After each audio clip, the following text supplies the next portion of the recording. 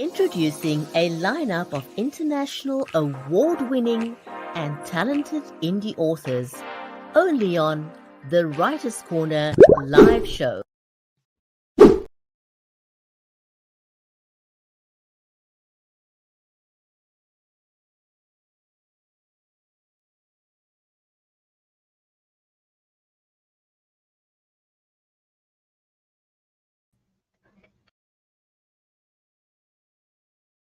In today's episode of Writers' Corner Live, our wonderful show that we have, we unravel James L. Hill's latest works from the historical fantasy Gemstone series to the gripping narratives of the Killer series. We will look into the inspiration behind The Path to Freedom and learn about his genre-spanning storytelling and commitment, which is wonderful, to supporting children with illnesses. Don't go away. We will be right back. Welcome to the Writers' Corner live show, the weekly water cooler for authors and readers. Join us for 30 minutes of insightful conversation with some of the biggest names in the industry. We feature award-winning authors, New York Times and USA Today bestsellers, and even international indie sensations. Tune in and join our family-friendly community only on the Writers' Corner live show.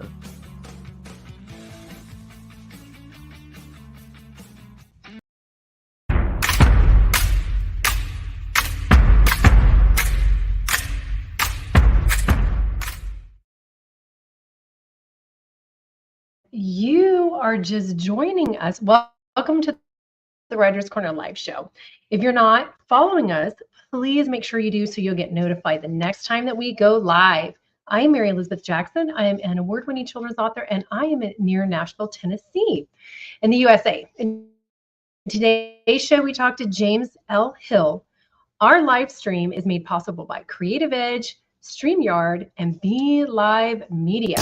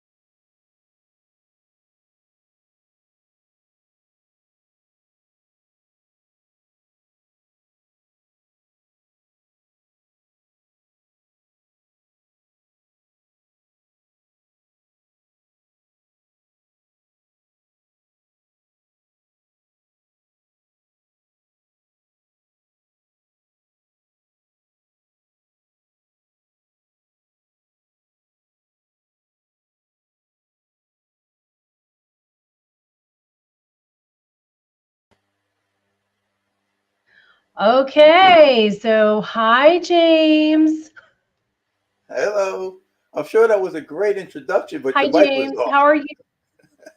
Okay. Oh, okay. You know what? It's okay because this is live and we can do it again. All right, I'm going to introduce you. You know what? Everything is working a little slow today. We've had storms rolling through. We got one coming in too. All right, so here we go. Yeah, messing with the internet today. Okay, James L. Hill.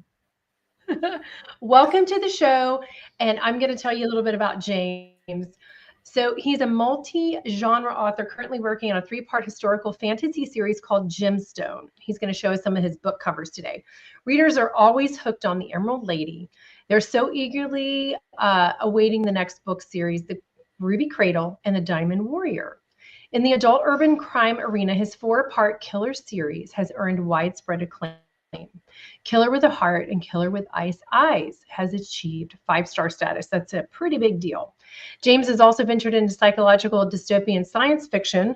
And what I said when I was on mute was that genres keep growing, don't they? So Pegasus, A Journey to New Eden. Beyond his role as an author, he's the driving force behind RockHill Publishing LLC, with an unwavering commitment to literary excellence. And today we get to delve into his creative journey. I've already welcomed you to the show, and I'm going to welcome you again, James. Thank you for being here. All right, thanks a lot. That was nice. I'm glad I heard it. So, I'm glad you did too. I apologize for that, but everything's moving slow today. Okay, we're going to dive right in. Can you share a behind the scenes glimpse into your creative process while developing these intricate worlds within the Gemstone series? yes. Let's see.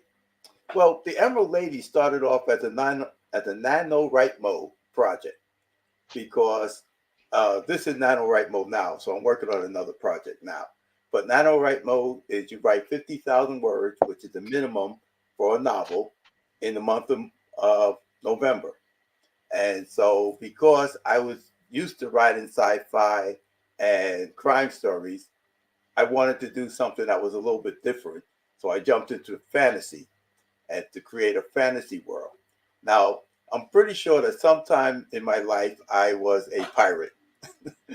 And therefore, I decided I would write the pirate mermaid love story during the golden age of piracy. And that's what the spark and the inspiration behind the Emerald Lady. And actually, my editor, who is also in South Africa, as is Bridget. Bridget, how does you say her name? Because I'm going to mess it up. It's Brigetti. Brigetti. Okay, so Brigetti's in South Brigetti. Africa. Yeah, and my editor also lives in South Africa. She's in Spring, South Africa, and we were discussing different stories and different storylines. And so when I came up with the idea of doing a mermaid story, she was all in on that. So and then it grew to be three different stories naturally. That's wonderful. I love mermaids too. I'm glad that you were writing these and delving into your creative genius, we'll call it, right? Um, Hi. okay, what'd you say? I say you're very kind. Genius. That's a very kind word. Well, to create things like this, don't you think that there's got to be something, genius and otherworldly going on, and being able to grasp all that creativity and then channel it into a book? Yeah. And some people just call it madness. The other side of genius, Yes. This is true. It is a double-edged sword for sure. So your Killer series has received rave reviews, particularly for the compelling characters that you've written in there. How do you approach your character development? And do you have, out of all your characters, do you have a favorite? And I know that's kind of a hard question to ask. Yes, because it's like your children. You have favorites. You don't have a favorite. But in the Killer series, Mojo, the main character, is a favorite. I mean, the story are written around him and around his life, because he's a very complex person, a criminal. Naturally, it's a crime story about the mafia and gangs in New York. And I grew up in New York, and I grew up in mob neighborhoods. So both in a gang neighborhood and a mob neighborhood. So I had friends who were mobsters. I had people and friends who were gangsters. And so I melded all these characters together. I melded all these people, all these events, all this time that I spent in New York. And one thing about New York is we love our people. If you've ever been to New York or you ever met anybody from New York, they love New York. You're always a New Yorker.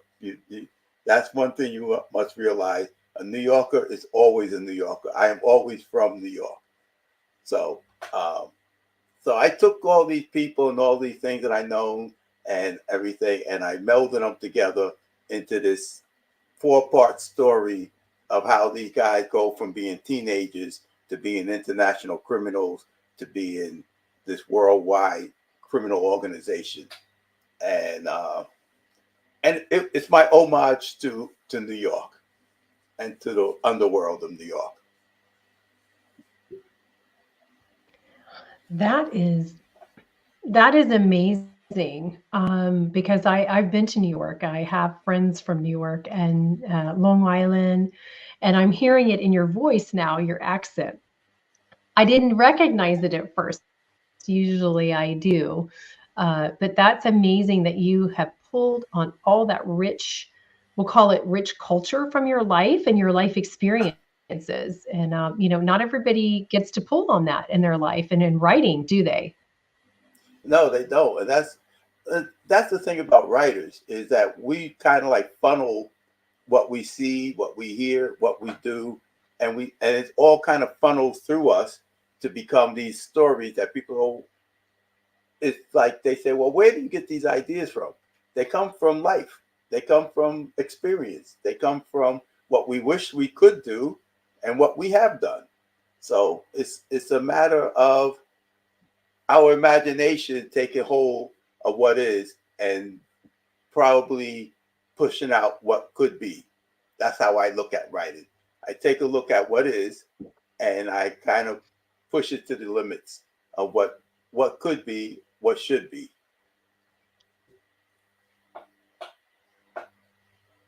Right, right. I think that's amazing. Your Pegasus, A Journey to New Eden, takes readers into the realm of psychological dystopian science fiction, which I want you to talk about that for a second, okay? That genre. What inspired this unique blend of genres, and how in the world do you navigate the challenges of combining the different storytelling elements? Well, when I wrote Pegasus, which was quite a few years ago, decades ago actually, uh, it was in the Reagan era. And my wife at the time, now ex-wife, but that's a different story, a happy story. But she asked me what did I think about the idea of the Tétante and the nuclear arms deal. And I told her that we probably wouldn't have a nuclear war between the major powers because we have no place to go. So I told her these other powers, rogue nations, you might get into something with them, but between the United States, Russia, China, the major powers, they're not going to try something like that. But once we find some place to go, then all bets are off. And so at the time when I was writing this, I didn't even know what dystopian was. I didn't even know it was a genre. But at the time when you start writing science fiction, you either write the glorious possibilities of the future, or you take a look at what's going on and you see the dark roads ahead. And I'm somewhat of a dark road person. So my Pegasus became the idea of, well, how would we get to this point where we could see our future as being this great possibility, and then what would go wrong? Because there's the two sides. You with technologies, there's always more than one side, because you invent something that could really help humanity, but there's always drawbacks on how this technology would be used. And let me show you a little bit of the cover. Let's see. Try to get it so it doesn't Yes, glare. I love that. It's And got a that lot cover, going on, and it's really beautiful. yeah, and that cover is called the Heart and Soul Nebula. So the reason for that was because the story takes you into the heart and soul of humanity, and looking at what we could see in the cosmos, And remember, back in the 80s, 70s, they didn't think there was any other planets out there. Most scientists believed there were. It was just a matter of finding them. But, a lot of people say, well, no, this is the solar system. These are the planets, out there are just stars. And anybody who has any scientific background or, said that can't possibly be true. There probably are other places. There probably are other planets. And whether or not we'll ever reach them is a different story. So this story takes place now in about 25 or so years from now. But when I wrote it, it was more like 75 years in the future. Wow. That is truly amazing. And to have that much insight. So we don't want to go to different planets and finding a place to live, because then there might be nuclear war. Here's your thought, right? Well, a lot of the things that I wrote about actually have come true in the stories. Oh, wow. And a lot of things we wish will never come true. Yes. So if we find someplace else or another way of living, then will we actually have nuclear war? I don't know. I hope not. It's a no-win possibility anyway, no matter how you look at it. Yeah, nobody wins. Nobody wins. Yeah. So, okay, so we're going to talk about one of your other hats you wear. So, as both an author and the driving force behind RockHill Publishing, how do you balance your pursuits with the responsibilities of running a publishing venture? I know it's very challenging. Very challenging. Yes, it is. And it takes a lot of time, a lot of patience. You have to first off know what lane you're in. So I only publish in romance because my editor, as I said, from South Africa, Athena, she's a romance writer, and she's moving into fantasy because all writers want to be in multiple genres. I never met a writer who said, I'm only writing in this because this is me. They all say I write in this, but I'm thinking about that. So we do romance, sci-fi, fantasy, and of course adult novels of different genre, different venues. Because adult novels cover a lot. I mean, women fiction, historical fiction. So anything that will be deemed too explicit or too graphic for someone under 18 falls into the adult category. So it's not necessarily something that you wouldn't want.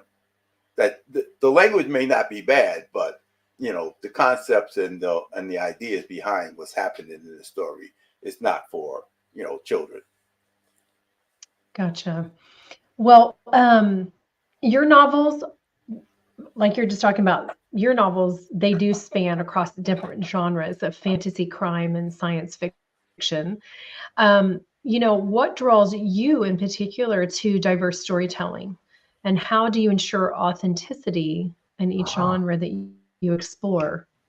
Oh, that's a great question. That's a great idea.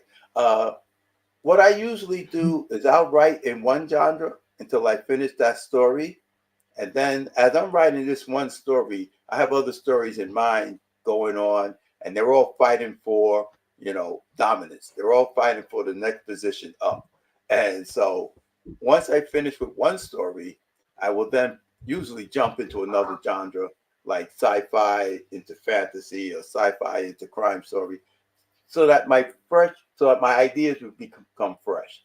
If I write in the same genre over and over and over, then I feel like the stories will start repeating themselves. But because you have to think completely different to write from sci-fi to fantasy, it's a completely different world, a completely different way of telling the story, then you become a different person. You write differently and you tell different stories. And that's what drives me. I like the idea of being in different places, in different mindsets, telling different stories. So I'll jump around. It took me 10 years to write the Killer series because I wrote one book and then jumped out, wrote another book, jumped back in, wrote this book. So I've been bouncing back and forth between really the three genres that I practice in. And now I'm writing a horror story because I always wanted to write horror. Stephen King was one of my favorite writers, and so was Edgar Allan Poe. Those are my influences coming up. And so I kept saying, I don't have a horror story yet. I don't have a full horror story. I wrote a couple of short stories, and then I was asked to do one for children,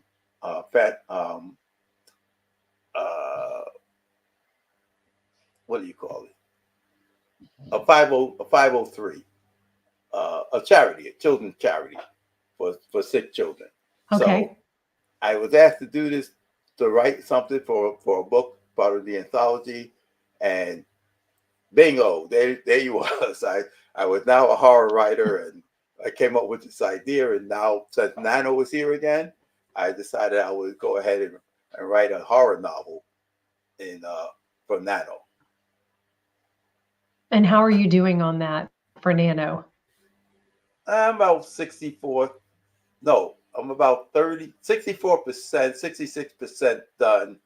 30 some odd thousand words in, 34,000 words in. So I should finish before the end of the month. But, we have Thanksgiving coming up, and I'm going away to go see my son and his family down in Georgia. So I'm bringing my computer with me, so I'll get some time to write. Yes. Yeah. Yes. So yeah, absolutely. Two of the killer stories were written during Nano. I think Black Blood and Ice Eyes actually got to the 50,000 words within Nano. And then, of course, you got to go back in and fluff it out and finish it. Yeah, you got to do all your stuff that has to be done to it. Yes. Yes. That's amazing. And, it's great to be able to write for charity. And, it is sort of a madness, listening to you talk, because my daughter's writing, she's got a series going. We're shopping for a publisher, but that's how her brain works. And I know for myself, those ideas come and you just go straight, I got to get it out, before you forget it. So it's like a whole massive ADD going on all the time. Oh yeah. My father used to call me radio mouth. Yeah. My father used to call me radio mouth because he said I talk so much. I even talk to myself. And that's true. I'm in there having conversations with my other characters and things, and just going around, even when I'm alone, especially when I'm alone, I'm having conversations with people in my head. And sometimes I'm doing it out loud, and it's like, uh-oh. People are looking at you like, what the heck is he talking about? You're an external processor. I get that. I do that in the grocery store sometimes. I mean, I do it too myself, but definitely my son does it. I used to just say he was the radio, so I didn't even need to turn the radio on when he was little. But so can you share a memorable moment or experience from your journey as a published author that has significantly shaped the approach you have to writing?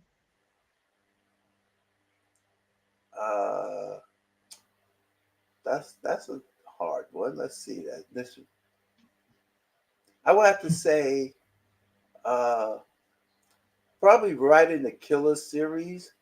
I planned a couple of trips that would be part of the book. So one of the things I planned on was going to Egypt, because part of the story takes place in Egypt. The one that's premiered there, Killer with Three Heads. They wind up in Egypt because Mojo becomes international arms dealer. And I wanted to know, I always liked Egypt. I always liked the culture. And I wanted to know what it was really like to be in the desert and to be in that environment, because you can't really tell from the screen, from movies, because they got music playing in the movie. They got all this kind of stuff going, but you want to really get the feeling and immerse yourself in that world of what would it be like in this Egyptian desert if this guy was out there selling arms to people. And so I took my wife on, and she wanted to go to Egypt as her, grand vacation, her grand destination for 1 year. So I took her to Egypt, And we went and we did the whole tour down the Nile River and everything like that. And it was really, really an experience. And it really gave me a clear and insightful way of looking at the world. When you're trying to build a world that, it helps even when you write in sci-fi, you're building these worlds that does not exist and everything other than in your mind, to have that kind of experience of like, okay, so if I had to write a desert scene, I now been in the desert and I know what it's like. And the quietness of a desert is something that, you don't really know until you've been out there. It's like being in the woods at night. You see, all these horror movies about people running through the woods and everything. But if you ever go camping, which I have been camping, took the kids camping, if you ever look at the night sky when you're out there in the woods away from everything else, it is an amazing sight that most people don't see because they live in the city where all the light pollution blots out the stars. And so these are the things that, as a writer, feed you. It's like food for thought. It expands your awareness. Yes. Oh, that's amazing. We don't think about how quiet it is in the desert because not many people go there. More people have been in the woods maybe than the desert. Yeah, and it's a completely different experience. Yeah, it's a completely different. Right. In the woods, there's always sound. There's always something. There's rustling of trees and there's insects and all that kind of stuff. You go to the desert, even with the wind blowing, it's absolutely quiet. Sand doesn't make any noise. That is amazing. Right. That's amazing. If the wind is blowing, there's nothing to hit. If it doesn't hit anything, it doesn't make a sound. So it is definitely quiet. Yeah. That's awesome. Okay, so we have time for maybe one more question, maybe two. Okay, RockHill Publishing has provided a platform for various authors across genres. How do you discover new voices that you want to produce and publish? Well, on the RockHill Publishing website, which is rockhillpublishing.com, I have a submission page, which is open most of the year. And I just have people send me their submissions. They file submission and I receive them. Sometimes I meet people at different conferences. I told you off show there that I go to RockHill in Nashville every year, where I meet with other mystery writers and crime writers, and I'll meet them and they'll pitch their ideas to me there. And you meet interesting writers everywhere. When I'm out signing books and when I'm out doing other conferences, I'll pick up something from somebody. And if it sounds interesting, it sounds like it's in my wheelhouse, then I want to read it. And we go over it, me and my editor, and we decide, can we do this? Can we do some justice to this story? And if we feel we can, then we will publish it. Nice. Very nice. Well, how did it feel to contribute to Path to Freedom, to Dark Corners of the Old Dominion, a Virginia Horrors Anthology, for the charitable causes that you did for Scare That Cares? What was behind the inspiration for your contribution? Because you touched on it a little bit ago, that you had been asked. So can you, give us a little snippet of that real quick? Because I know we're almost out of time and it goes so fast. Yeah, it does. Well, because it had to deal with Virginia and all the writers are Virginia and the stories had to be around Virginia. And I'm not a native Virginian. So I said I would have moved further south than Virginia. This was my line in the sand. The next place I would move to would be Florida, southern Florida. But I like the idea of all the history that is in Virginia because, as you know, this is one of the original 13 colonies. There's so much history in this area. And when I got here, I found that there's this place called the Dismal Swamp, which isn't very far from here. And I always thought that was a cool name for some place. And if you're going to write a horror story, what better locale to put it than in a place called the Dismal Swamp? And the history goes all the way back to George Washington when they trained the thing. And many a times I've taken a train that go through the Dismal Swamp to go back to New York.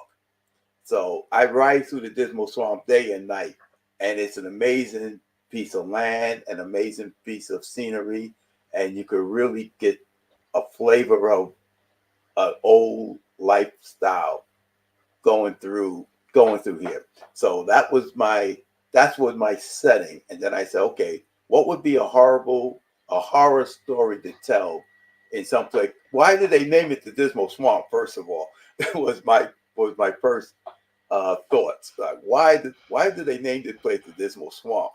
And then I kind of like fashioned the story around there about slavery and in the time of slavery, because it was one of the stops on the Freedom Train. It was the only water stop on the train, on the Freedom Train, that people would escape into the Dismal Swamp and then from there go north. So all of that swirled around until it came out to this horror story. Wow. So, yeah. That's amazing. That's amazing. Thank you for educating us on different various things, even in our, in the United States. For anyone out there who doesn't know about this part of our country and history. We are out of time. I'm so grateful that you joined us today. We're thankful for everyone who joined us today. And we look forward to seeing you next week on another episode of the Writer's Corner live show. Thank you for joining us on the Writer's Corner live show. 30 minutes of insightful author conversations with some of the biggest names in the industry, including award-winning authors and international indie sensations. Join us on the next episode of the Writer's Corner live show.